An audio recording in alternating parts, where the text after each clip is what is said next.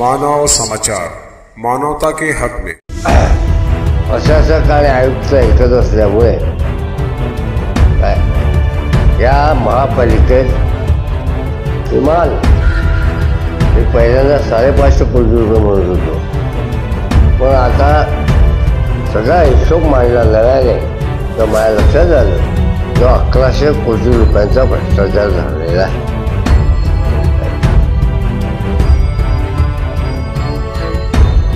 हा भ्रष्टाचार होण्याचं कारण दोन्ही पदे एकाच व्यक्ती केले. म्हणून मी राज्याच्या मुख्यमंत्र्यांना, नगरविकास सचिवांना आणि मुख्य सचिवांना पत्र लिहिलं आणि आयुक्तांना पण नाशिकच्या ते कृपा करून प्रशासक जरी आम्ही IAS होत्या ज्यामुळे महापालिकेला शिस्त लागेल तर मला काल नाशिकच्या आयुक्तांचं पत्र आले आणि त्या पत्रामध्ये त्यांनी शिफारस केली आहे काय ते 2 वेगवेगळे असणं आवश्यक आहे किंवा मग IAS दर्जाचं प्रशासक द्या.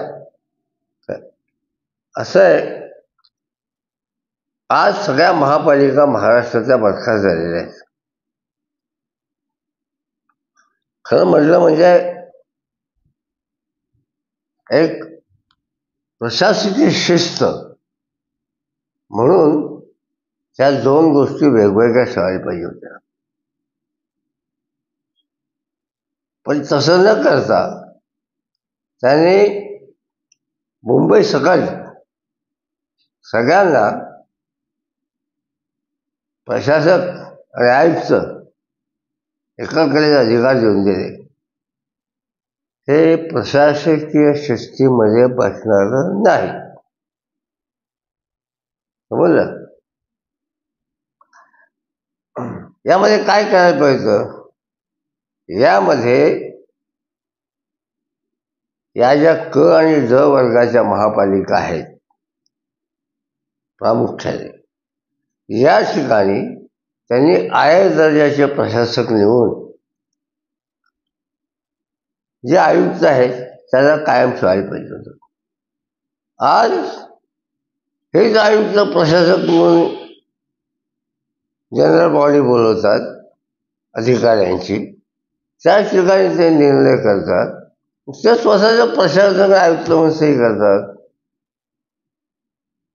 काय GSP आणि कॉन्स्टेबल एक असू शकेल का?